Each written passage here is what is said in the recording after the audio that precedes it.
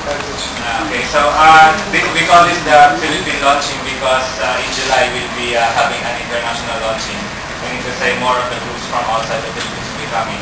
But we do recognize that in responding to the coming Global Forum on Migration and Development in October, it's very important that the Filipino people themselves, especially the migrants, including the migrants outside, are substantively involved in the whole process. And that's why we are creating this effort to draw in as much of the different groups together. So this is just for us an overview. When did we start? In about okay.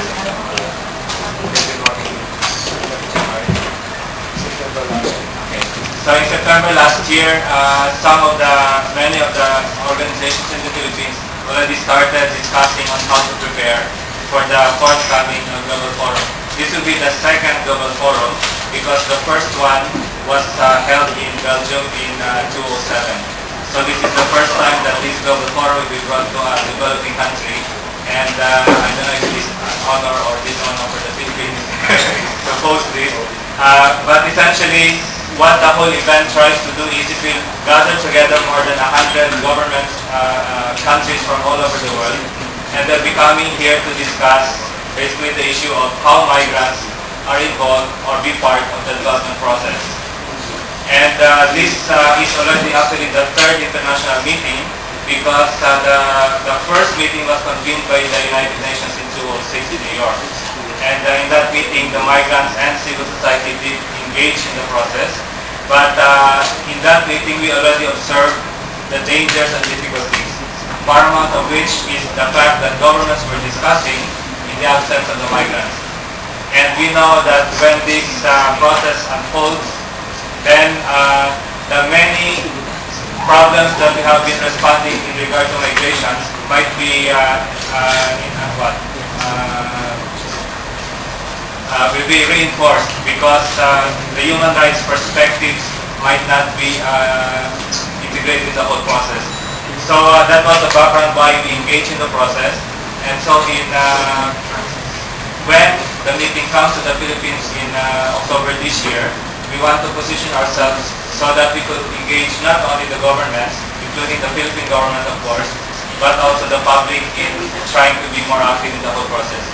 So as far as the Philippine Working Group is concerned, it has been created and it is the host organization network, and it will be facilitating the participation of thousands of delegates from other parts of the world who will be coming to the Philippines in October.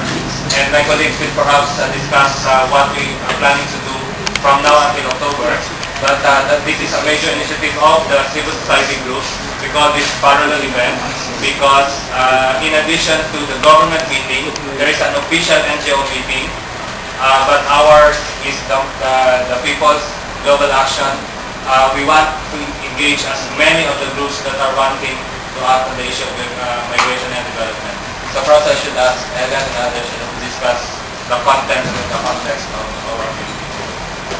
So before we proceed to the preparations for the parallel event in the Philippines, I would also like to add that in the first two global processes in New York and also in Brussels, the civil society organizations try to, of course, engage with the official processes, but at the same time, we decided that we can also organize our own parallel event. So that's what we did in New York in 2006. So we have a community dialogue that was participated in by global CSOs.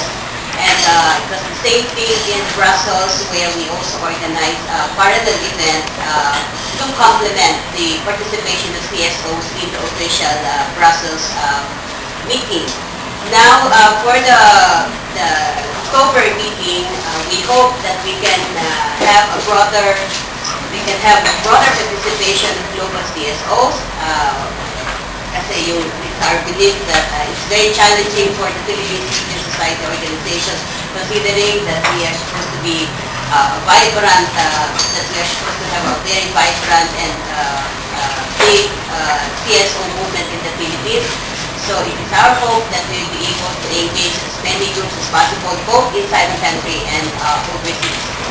as part of the preparation for this event in October, both in the parallel and also in the official CSO days, we will be organizing island-wide consultations to solicit input and also to get the sense of different organizations in how we can craft migrants' agenda on migration and development that will go beyond the GFNP in October. So the first one, the first CSO consultation will be taking place in Davao for Mindanao-based CSOs. The next one in Cebu will be for Visayas-based CSOs. It will be in June 27, and then the last one for Luzon will be in July of 2023. Now, all the NCR base will also be participating in their own consultations in August 27. And siguro the new element for the second GFND is that all things are actually being decided upon by a group called the Friends of the Forum, which is composed of government representatives as well. And for the second one, they decided that for the CSOs, that they will make it longer compared to the first one, the process that took only 1 day, and that was like immediately before October.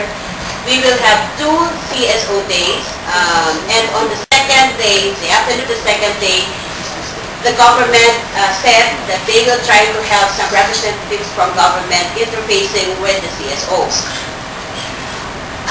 Another decision for this October GFNP is that for the Philippine CSOs, I suppose that to recognize the strong, vibrant CSO movement in the Philippines, the Friends of the Forum decided that they will allocate already 30 seats for Philippine-based CSOs. And that's why, this is also why we are holding the island-wide consultations. Just from these consultations from the south to the north, we will try to select the 30 representatives of the Philippine-based CSOs who will participate in the global CSOs. So yun yung bago